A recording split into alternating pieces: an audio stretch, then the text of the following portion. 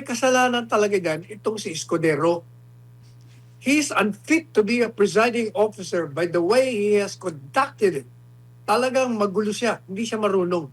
Makailang beses na sinaway ng Senate Impeachment Court si House Prosecutor Leila de Lima habang inilalahad ang kanyang opening statement sa nagpapatuloy ng impeachment trial laban kay Vice President Sara Duterte. Alamin natin ang ulat mula kay Jason Rubico.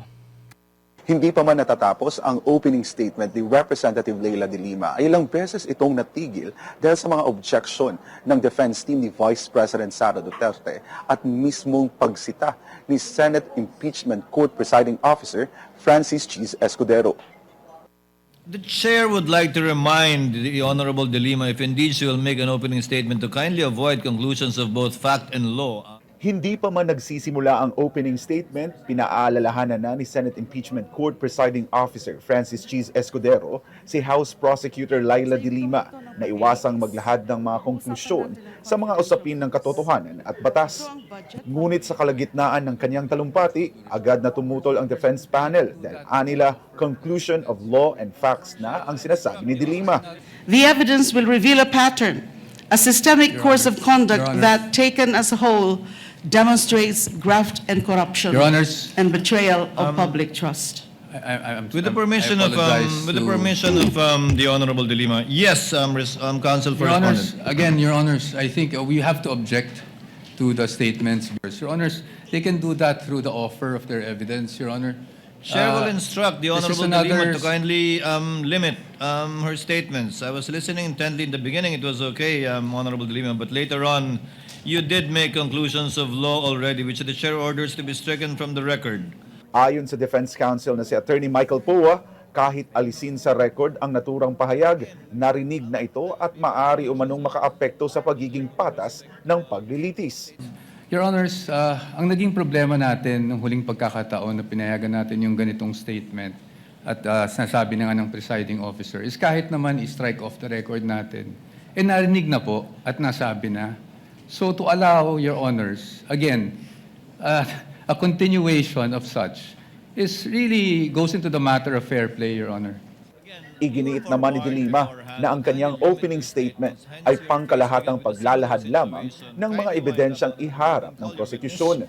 Ang dami pong malalampasan sa aking opening statement because this is supposed to be an again, overview it is the of the court's case, position the overview of the evidence. to let the witnesses speak, not the counsels, insofar as the evidence is concerned or conclusions of both fact and law.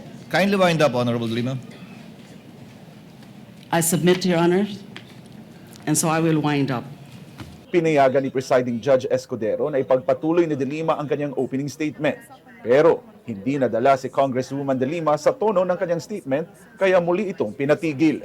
Sa kabuuan ng ebidensya, makita ang hindi lang mga simpleng irregularidad ang nangyari. Objection, Your Honor. Malinaw Again, ito. objection, Your Honor. Honorable de Lima, I would have to Ang stop sistematikong you. paraan. This is out of I would have line. to stop you at this point. The continuing objection of the respondent is duly noted. Bawal magbigay ang prosecution ng statement of conclusion and facts sa simula o kalagitnaan ng impeachment trial.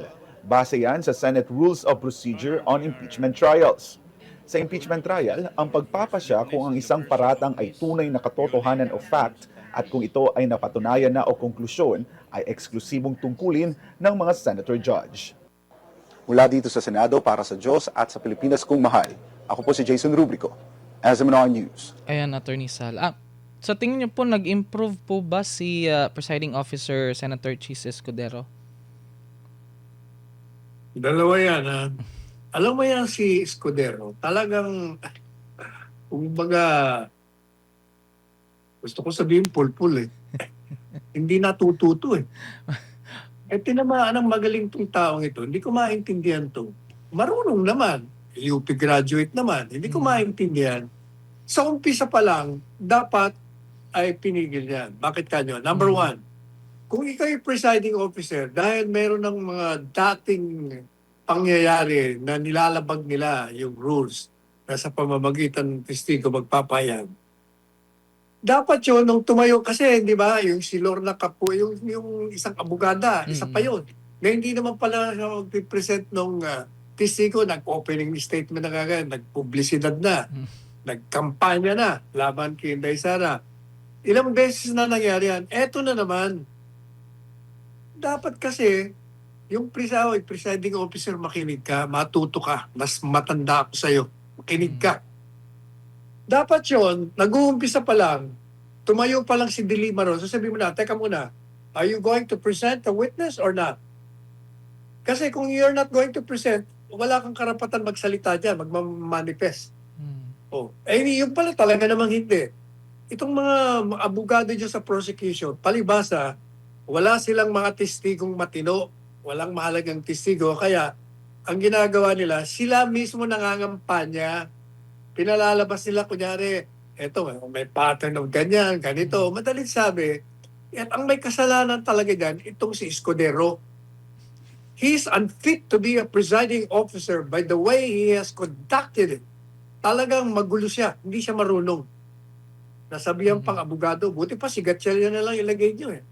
Mas nakakaintindi pa siguro ito eh. Paulit-ulit na lang yan, palagi na lang ganyan ang nangyayari. Papabayaan niya magsalita, ino-object ka na nga. Dapat nga, hindi pa lang object ka.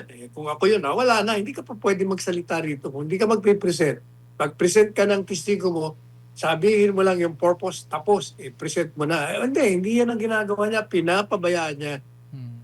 Either napakahina niya or bias siya, hinahayaan niya makakampanya ang mga taga-usig labang kay Inday Sara. Dalawa lang yan.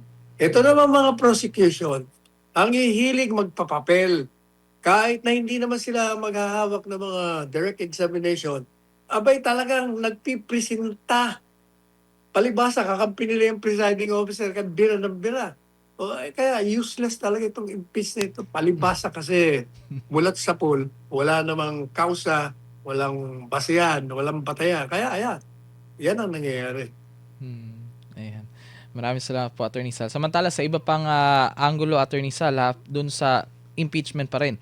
Pinagtibay ng dating branch manager ng Land Bank of the Philippines ng Shaw Boulevard branch na mahigit kalahating bilyong piso yung nailabas ng kanilang sangay para sa Office of the Vice President. Bagamat inamin niyang hindi pangkaraniwan ang mga laki ng mga withdrawal, iginit niyang hindi naman ito illegal. Si Sheena Tornos sa detalye ng balita. Mahigit isang oras inusisa sa witness stand si Violeta Constantino, ang dating branch manager ng Land Bank of the Philippines Shaw Boulevard branch, kaugnay ng Article 1 o umano'y maling paggamit ng confidential funds ng Office of the Vice President.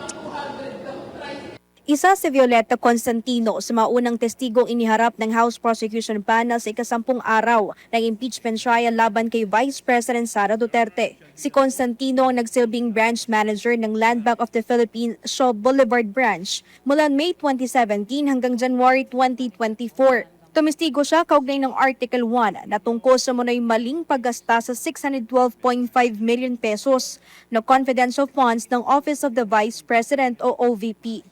Kinumpirma niya ang mga checking in and cash ng OVP noong December 20, 2022, January 31, 2023, April 18, 2023, at July 13, 2023 na nakapangalan umano kay OVP Special Disbursing Officer Gina F. Acosta.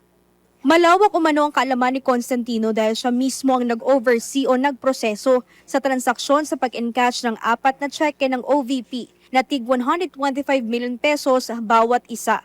Idinatalya naman ni Constantino ang proseso kung paano kinuha ng mga OVP staff ang milyong-milyong pisong withdrawal sa LBP. So pag forward sa teller, ano na po ang susunod na mangyayari kung meron man po? Pag po na-approve na rin po ng approver, tatawagin na po niya si Ms. Gina Acosta para po mapareceive niya po yung cash. Okay.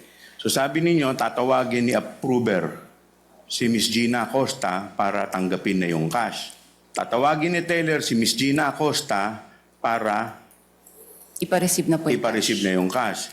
Ano na po ang susunod mangyayari? Since malaki din nga po yung amount, ina-guide po si Gina Acosta papasok po sa backroom para po doon i-release yung cash.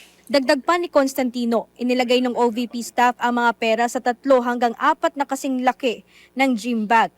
Sa kabila nito, hindi na nagsagawa ng cross-examination ang kampo ng depensa ng Vice Presidente. Sa halip, naghain na lamang ito ng manifestation para sa stipulation, kaugnay ng mga nabanggit na tseke.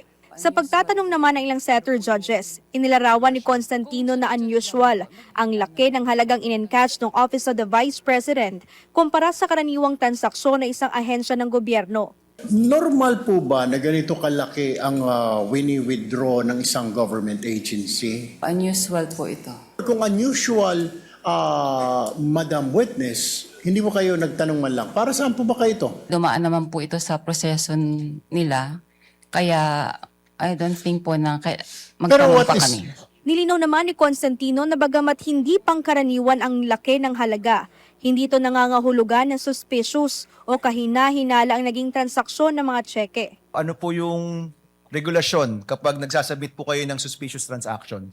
Ano po yung batayan? Bakit ang isang transaction ay suspicious? Kung sa tingin po namin ay doubtful po yung transaction. For this particular po, hindi naman po kami nag-doubt kasi alam namin po na legit po yung transaction.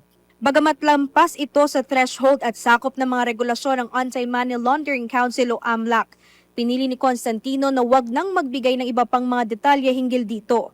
Para sa kanya, lehitimo naman ang nasabing transaksyon. Kung ganito po na 4 na beses na nag-withdraw na 125 million, would you say usual na siya?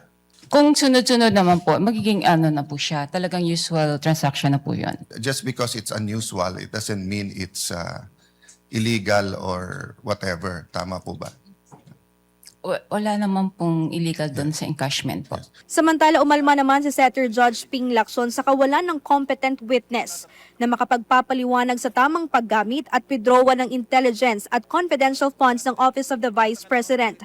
Kaduda-duda umano ang regularidad ng pag-withdraw ng pondo tuwing quarter.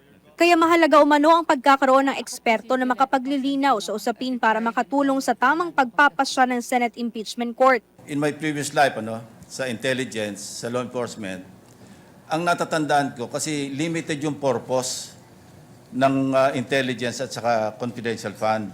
Nagtataka lang ako, nakita ko yung regularity ng withdrawals ng cash, parang every quarter. Ang alam ko, pagka may pangangailangan dahil merong intelligence gathering operation, may confidential activities, saka palang mangangailangan ng pera. Sa huli, pinuri ni Presiding Officer Senator Cheese Escudero si Constantino sa pagiging maingat nito sa pagsunod sa mga limitasyon ng batas. Ani Escudero, tama ang naging pag-iingat ng testigo upang maiwasan ang posibleng legal na pananagutan. The confidentiality with respect to bank officers are indeed provided for in the AMLC. That bank officers are those authorized to report both suspicious transactions and those exceeding 500,000 are not allowed to disclose whether or not they report. And thank you, Ms. Constantino, for being very cooperative and at the same time prudent with respect to your answers regarding the AMLC provision. Dahil kayo po yung madedemanda kung sakasakaling, hindi naman po kami. Hiniling ng prosekusyon sa Senate Impeachment Court ang paglalabas ng subpoena para sa mga testigo sa susunod na linggo. Kabilang dito ang dati at kasalukuyang State Auditor ng Commission on Audit o COA at isang director mula sa House of Representatives Information and Resources Management. Magsasagawa naman ng caucus o pagpupulong ay majority senators para isapinalang oras ng impeachment trial mula Lunes hanggang Miyerkules. Mula dito sa Senado, para sa Diyos at sa Pilipinas kung mahal. Ito si Sheena Torno, SMNI News. Yan